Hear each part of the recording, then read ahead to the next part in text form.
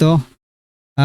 Look, Senate President Francis G. Escudero announced on Monday the election of the nine senators as initial members of the Commission on Appointments for the 20th Congress.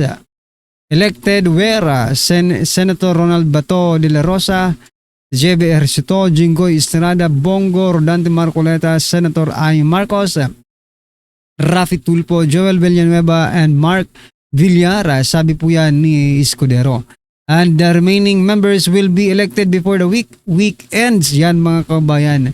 At yan nga, no, na-embier na nga. Ito po ang balita, na-embier na.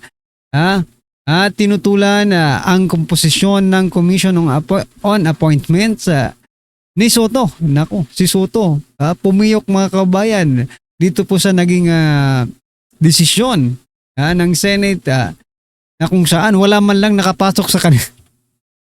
Wala pong dilawan. Basahin ko ulit Bago natin i-play yung reaction ni Soto, basahin ko ulit. Wala pong dilawan na nakapasok. Wala si Risa Hontiveros, wala si Bam Aquino, wala rin si Kiko Pangilinan, at wala si Tito Soto. Nako. Ito po,